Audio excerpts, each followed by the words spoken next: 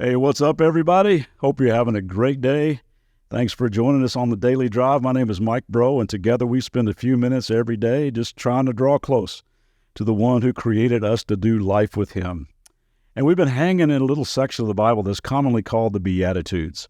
It is the introductory part of Jesus' famous Sermon on the Mount. If you've never read it, I would encourage you to do so. Greatest sermon ever given, so countercultural, so radically freeing, just mapping out the pathway to true inside-out happiness. And you can find all that in Matthew chapter 5 through 7 in the New Testament section of the Bible. And I've said it plenty of times on this podcast, but looking at the life of Jesus was what changed my total perspective on God. Eventually changed my life. I mean, if you're looking for like an influencer to follow, if you need a role model for how to do life, look no further than Jesus. I mean, the way he moved through his days with humility, compassion, kindness, courage just blew me away.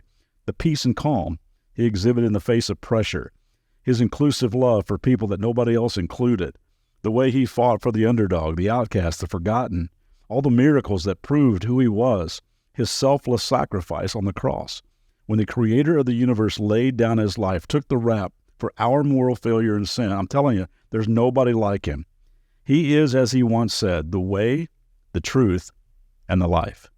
And the truth that he spoke is a foundation for building a great life. In fact, he ends his sermon by saying this: whoever listens to my words and puts them into practice is like a wise person who builds their house on the rock. The rains come, the winds blow, and their house, their life, it stands rock solid. Well, we've been looking at the way he begins this sermon by saying to the crowd and to all of us, anybody chasing happy? Well, here's the pathway to true and lasting happiness, deep soul satisfaction.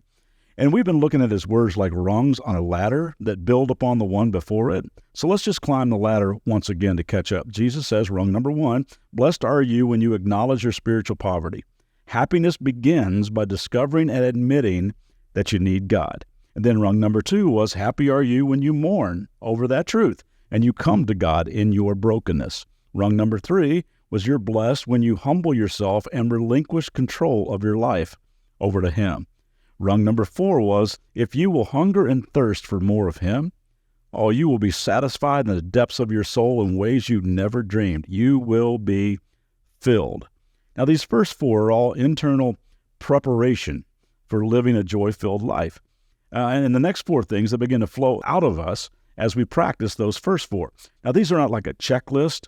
Got step 1 done, etc. These are a daily lifestyle of humility and dependence upon God. He is the source of true happiness and fulfillment. I like to look at the first 4 rungs as preparation and then the next 4 as presentation, and both are essential.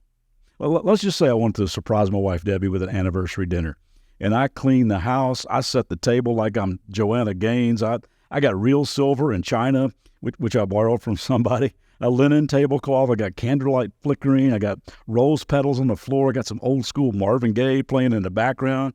I mean, my presentation is amazing. Thing is, I spent so much time trying to make things look good, I totally forgot to prepare the meal. So about a minute before she walks through the door, I'm scrambling for leftovers to pop in the microwave, and on her plate are a few chicken nuggets, a half a tuna fish sandwich, and a stale Pop-Tart. The presentation was incredible. The preparation, not so much.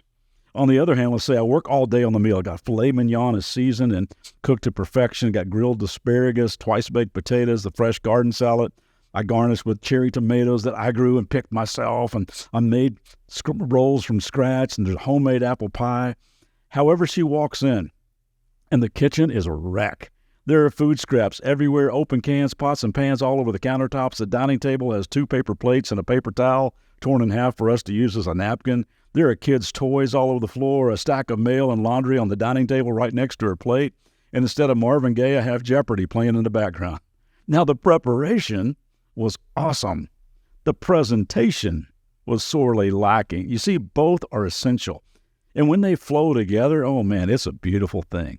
So tomorrow, we're going to start looking at the presentation part of all this and how when we consistently prepare ourselves by practicing honesty, humility, dependence, and a hunger for God, there are certain things that just flow out of us as a presentation to a watching world of what God can do with any life. Have a great day.